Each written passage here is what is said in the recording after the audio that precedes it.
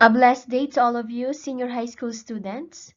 So this will be the final lesson under exposure and vulnerability, which is lesson 3, the vulnerability of exposed elements.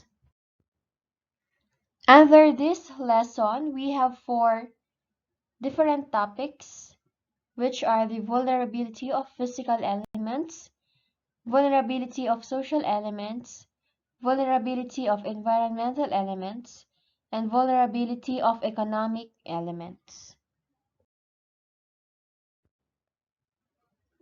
Let's start with vulnerability of physical elements. So physical vulnerability includes those which are actually built in the environment vulnerable to disasters.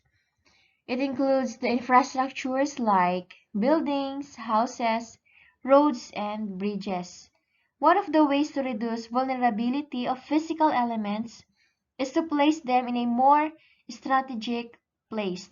For instance, roads may not be built along the mountainous areas to avoid erosion or possibly being damaged by landslides.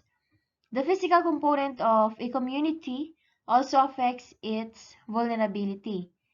The physical component in the community consists of these 3, which are the natural features of the place and weather, infrastructure, and people.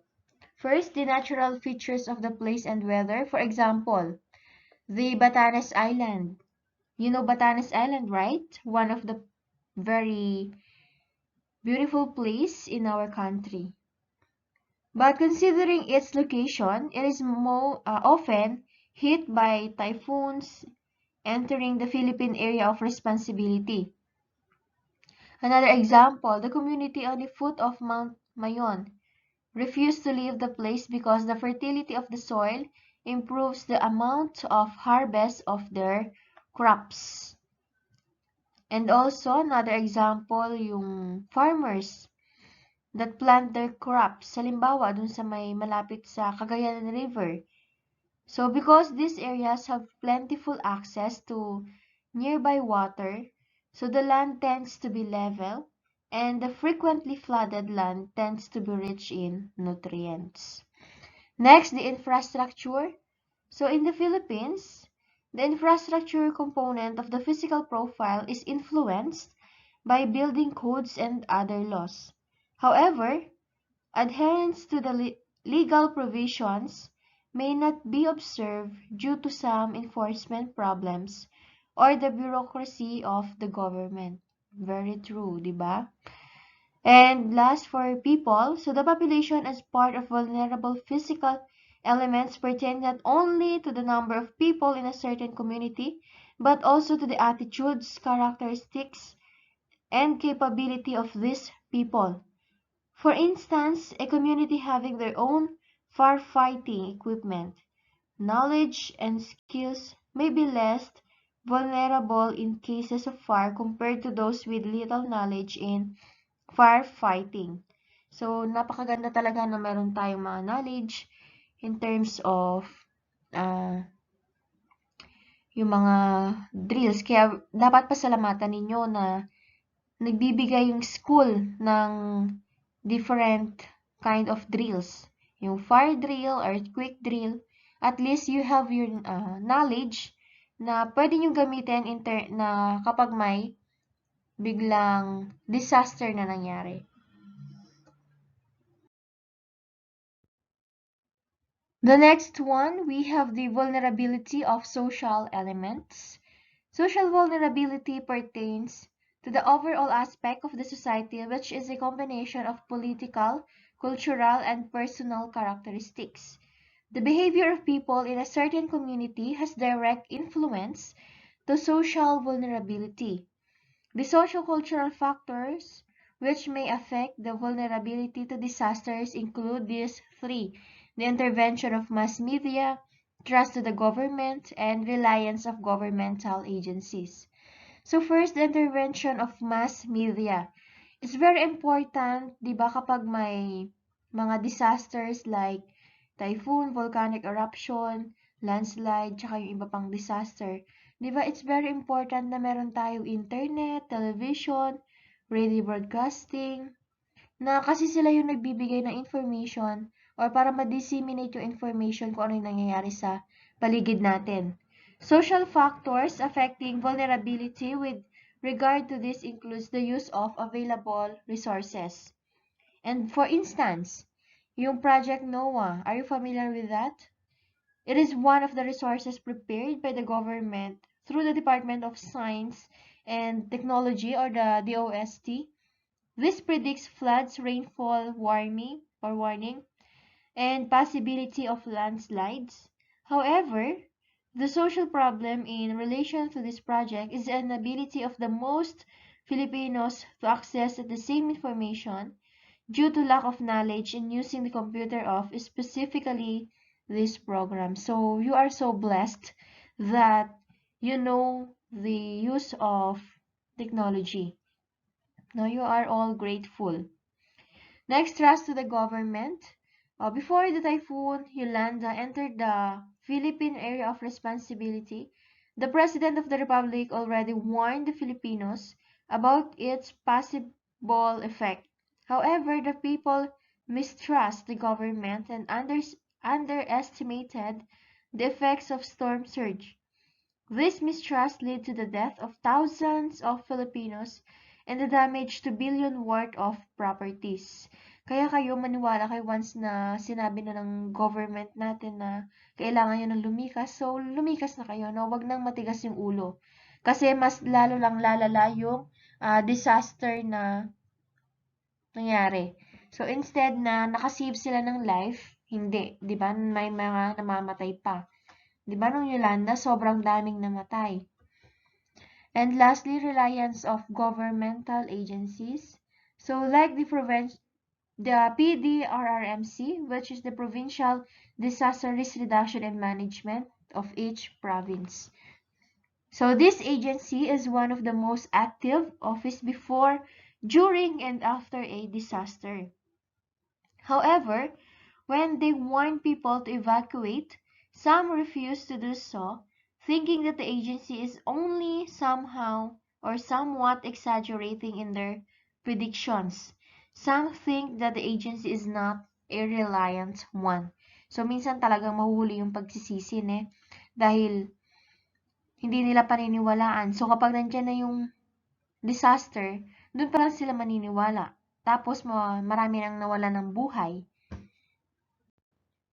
In order to fully understand the factors affecting social vulnerability of a community, so you consider these three: the type of community, the composition of community, housing structures.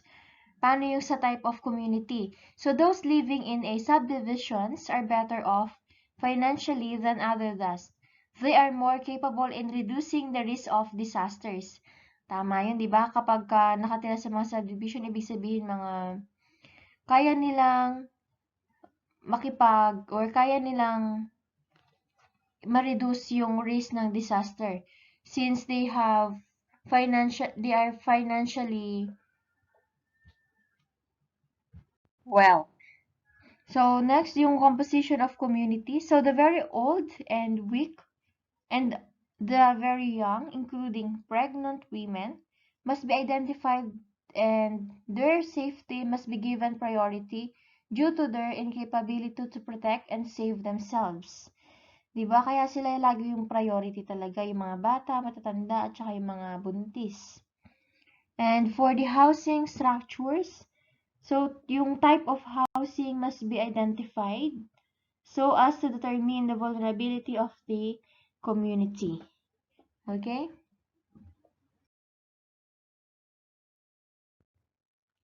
The third one, vulnerability of environmental elements.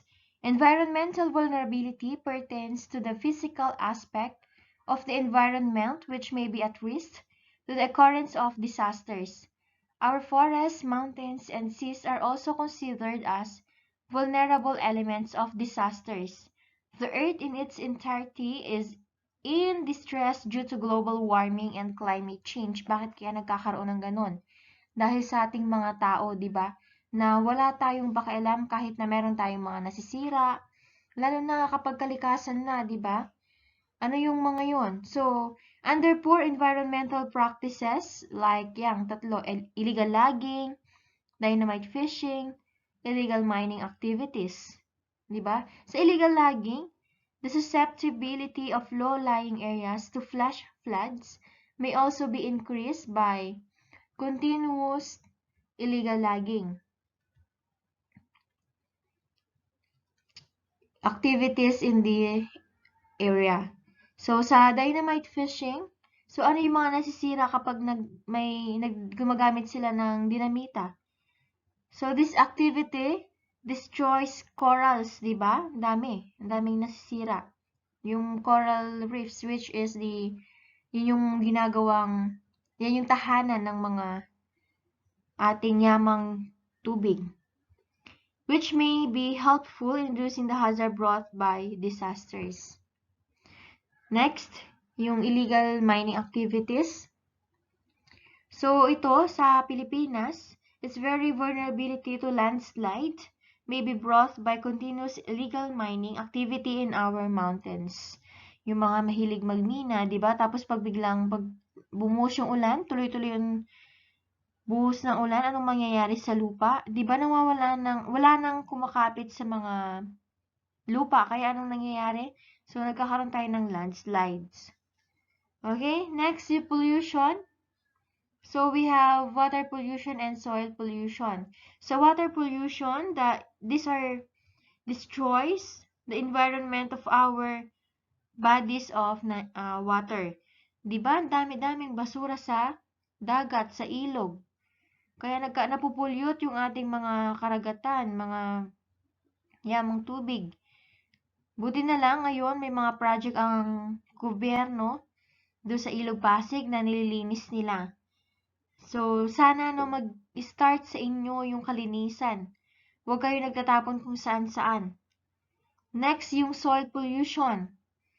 So, that degrades the quality of our lands. Diba? Kapag yung soil natin, nahaluan ng kung ano-anong chemical, so nasisira yung quality ng soil. Next, yung lack of urban planning. So, it leads to the destruction of our seas and mountains. So, anong ginagawa nila? Minsan, di ba, pinapatay yung mga bundok, nagtatay ng mga building. Tapos, daming mga nasisirang natural resources natin. Nakakalungkot, ne? The last one, vulnerability of economic elements. So, economic elements may pertain to small, medium, and large enterprises that provides job and manufactured products. These elements are likely vulnerable to disasters. In times of natural calamities, their products may be damaged, production may be lessened, and so supply will be affected, of course. There are also instances wherein disaster can lead to loss of job or loss of the business. So, para mas maintindihan ninyo yung sa economic elements, so you consider this question. Are you financially capable to reduce the risk of disasters and ultimately cope with its effects? Oo, napaka-bless ninyo, di ba? Na pinanganak kayong silver spoon, golden spoon, di ba? Ibig sabihin, kayang-kaya nyong mag-cope up once na may disaster na nangyari. 'Di ba kahit na nagkaroon ng COVID-19 pero yung mga kinakain natin talagang pangmayaman pa rin, 'di ba? Parang kahit na nakaka-receive tayo ng ayuda pero behind that sa bahay natin, sa loob ng bahay natin, masarap yung mga kinakain, 'di ba? May mga gadgets kayo, may internet connection, 'di ba? You're so blessed dapat with that magpa-thank you kayo sa mga parents ninyo na nagsa-sacrifice para ibigay yung mga pangangailangan ninyo. So, the poor, as stated dun sa mga discuss natin kanina, they are more susceptible to the risk of hazards because of their incapability to afford a safe housing, pay hospital bills when victimized by disasters, and buy safety gadgets during disasters like gas masks, mosquito repellent, and even watercraft for safety during typhoons. So, very blessed talaga kayo. This will be the end of our discussion for this week. So I will be reading again the book of Deuteronomy chapter 31 verse 6. Be strong and of a good courage, fear not, nor be afraid of them. For the Lord your God, He it is that does go with you. He will not fail you nor forsake you. So always keep in your mind that God is always there to guide us. So to give us good courage. So magpakatatag lang. Kahit na anong disaster man yan. So kayang-kaya natin yan. No? Dahil kasama natin ang Panginoon. So that's all for this week. Have a nice day. Enjoy your weekend. And God bless.